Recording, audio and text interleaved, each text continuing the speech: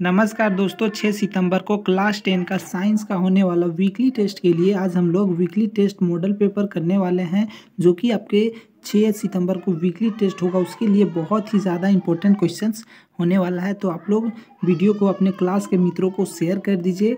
Channel पर पहली बार आए हैं तो आप लोग प्लीज़ चैनल को सब्सक्राइब कर दीजिए। हम आपके लिए इसी तरह का वीडियो लाते रहेंगे और वीडियो को लाइक ज़रूर से आप लोग कर दीजिए। देखिए, इसी तरह से आप लोगों का क्वेश्चंस रहेगा, ऑब्जेक्टिव और सब्जेक्टिव हम आपको सारा क्वेश्चंस आज बताने वाले हैं। वह कौन सा अधातु है जो विद्युत का सुचालक होता है? तो आप लोग जानते होंगे, धातु जो है, धातु से ही करंट पास होता है, लेकिन एक ऐसा भी अधातु है जिससे कि करंट पास होता है, यानी कि वो करंट का यानी विद्युत का सुचालक होता है। तो ग्रेफाइट एक ऐसा अधातु है बच्चों, जो कि विद्युत का सुचालक होता है। और ग्रेफाइट आप लोग पेंसिल का जो नोक होता है वो ग्रेफाइट का ही बना होता है, ठीक है। तो पेंसिल का जो नोक होता है वो ग्रेफाइट होता है और वो उसमें विद्युत यानी कि वो विद्युत का सुचालक होता है, ठीक है। तो आप लोग अच्छा से याद कर लीजिएगा। उसके बाद अगला क्वेश्चन है 2 नंबर, सीसा एवं टीन के मिश्र धातु को क्या कहते हैं? यानी कि सीसा और टीन को मिलाकर बनाया गया मिश्र धातु को क्या कहते हैं? तो उसे सोल्डर कहते हैं। ऑप्शन नंबर बी इसका करेक्ट आंसर हो जाएगा। उसके बाद नेक्स्ट क्वेश्चन हम लोगों का 3 नंबर क्वेश्चन है, कौन सा अधातु कमरे के तापमान पर द्रव अवस्था में रहती है? यानी कि अधातु का बात किया जा रहा है, एक ऐसा अधातु जो कि कमरे के तापमान पर यानी कमरा का जो तापमान होता है उस पर वो द्रव अवस्था में होता है तो पाया जाता है। यानी कि ब्रोमीन जो है वो कमरे के ताप पर द्रव अवस्था में पाया जाता है, जो कि वो एक अधातु है। उसके बाद नेक्स्ट क्वेश्चन है हम लोगों का 4 नंबर, कौन सा धातु कमरे के तापमान पर द्रव अवस्था में पाया जाता है?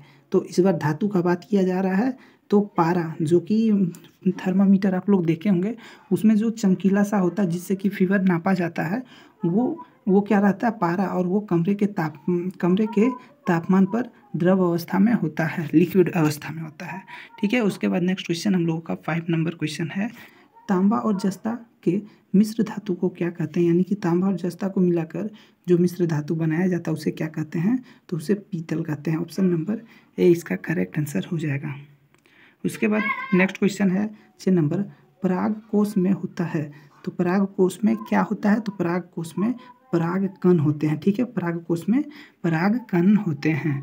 उसके बाद नेक्स्ट क्वेश्चन हम लोगों का 7 नंबर, एक ऐसे जीव का नाम बताइए जिसमें बहुखंडन विधि से प्रजनन होता है, ठीक है। एक ऐसे जीव का नाम बताना है जिसमें कि बहुखंडन, ठीक है, बहुखंडन विधि से प्रजनन होता है, यानी कि बहुखंडन होके अपने प्रजाति को मतलब कि बढ़ाता है। तो वो कौन सा जीव है? तो उस जीव का नाम है बच्चों प्लेज्मोडियम। तो ऑप्शन नंबर बी इसका जो है करेक्ट आंसर हो जाएगा। उसके बाद हम लोगों का 8 नंबर क्वेश्चन है, इनमें से कौन नर जनन तंत्र का भाग नहीं है? तो नर का मतलब होता है पुरुष, और पुरुष में गर्भाशय नहीं होता है, ठीक है। जनन तंत्र का बात किया जा रहा है ना, तो जनन तंत्र में ये जो है गर्भाशय नहीं आता है, यानी कि पुरुष में गर्भाशय नहीं होता है, ठीक है। नर का मतलब पुरुष। उसके बाद 9 नंबर क्वेश्चन है, नर युग्म और मादा युग्म के संलग्न को क्या कहते हैं? तो नर और मादा युग्म के संलग्न को परागकण कहते हैं, ठीक है। याद कर लीजिएगा, सी इसका जो है करेक्ट आंसर हो जाएगा। उसके बाद नेक्स्ट क्वेश्चन 10 नंबर है, जनन कितने प्रकार के होते हैं? तो जनन जो है बच्चों आप लोग याद कर लीजिए, 2 प्रकार के होते हैं, लैंगिक जनन और एक अलैंगिक जनन, ठीक है। तो ये हो गया टोटल 10 क्वेश्चंस। अब देखते हैं सब्जेक्टिव क्वेश्चंस। इसी तरह से आप लोगों का सब्जेक्टिव क्वेश्चंस भी रहेगा, ठीक है। शुक्राणु का निर्माण कहाँ होता है? तो शुक्राणु का जो निर्माण है वो वृषण में होता है। ये क्वेश्चंस आपसे ऑब्जेक्टिव में भी पूछा जा सकता है, ठीक है। और 2 नंबर में ये सब क्वेश्चंस आपसे पूछे जा सकते हैं, तो अच्छा से याद कर लीजिए, शुक्राणु का जो निर्माण है वो वृषण में होता है। उसके बाद अगला क्वेश्चन है, मिश्र धातु क्या होते हैं?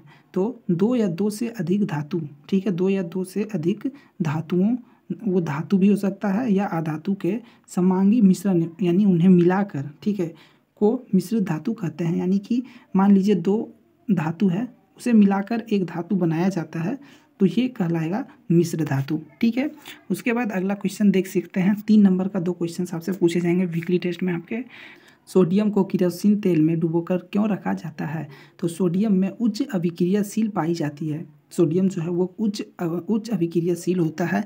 यदि इसे खुला में रख दिया जाए तो ऑक्सीजन से तेज़ी से अभिक्रिया कर आग पकड़ लेती है। अगर इसे 1 से 2 सेकेंड के लिए अगर हवा में रख दिया जाए सोडियम को, तो ये तुरंत आग पकड़ लेगा। ठीक है, इसलिए इसे सुरक्षित रखने तथा आकस्मिक आग को रोकने के लिए केरोसिन तेल में, ठीक है, केरोसिन तेल में डुबोकर रखा जाता है। ठीक है, इसे सोडियम को 1-2 सेकेंड के लिए भी अगर बाहर में रख दिया जाए तो ये तुरंत ऑक्सीजन से अभिक्रिया करके आग पकड़ लेगा। और केरोसिन तेल में ऑक्सीजन का मात्रा, ऑक्सीजन नहीं होता है। सोडियम को मान लीजिए अगर पानी में भी रखा जाएगा ना, तब पर भी वो आग पकड़ लेगा, क्योंकि पानी में ऑक्सीजन होता है। ठीक है, उसके बाद देखिए 2 क्वेश्चन है। दूसरा नंबर, माँ के शरीर में गर्भाशय भ्रूण यानी कि माँ के गर्भ में जो बच्चा पलता है उसको पोषण यानी खाना पीना ऑक्सीजन किस प्रकार से प्राप्त होता है। तो माँ के शरीर में गर्भाशय भ्रूण को पोषण किस प्रकार प्राप्त होता है, तो वो हमें बताना है। तो भ्रूण को माँ के रुधिर से ही पोषण मिलता है, यानी कि खून से ही। ठीक है, रुधिर से। इसके लिए एक विशेष संरचना होती है जिसे प्लेसेंटा कहते हैं। ठीक है, भ्रूण माँ के गर्भाशय में बना प्लेसेंटा नामक ऊतक से चिपका होता है।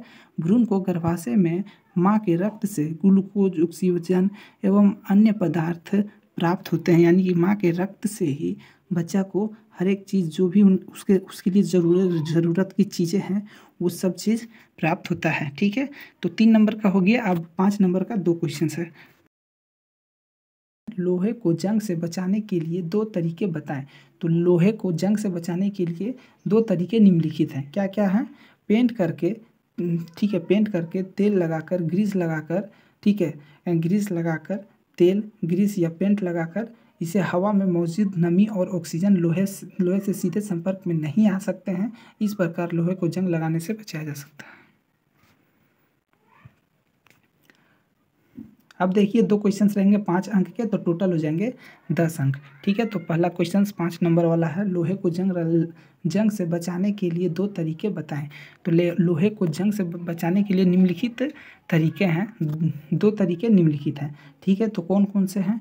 पेंट करके, तेल लगाकर, ग्रीस लगाकर, तेल, ग्रीस या पेंट लगाने से हवा में मौजूद नमी और ऑक्सीजन लोहे से सीधे संपर्क में नहीं आ सकता। इस प्रकार लोहे को जंग लगने से बचाया जा सकता है। तो ये तो हो गया तेल, ग्रीस, पेंट, ये सब करके हम लोहे को जंग लगने से बचा सकते हैं।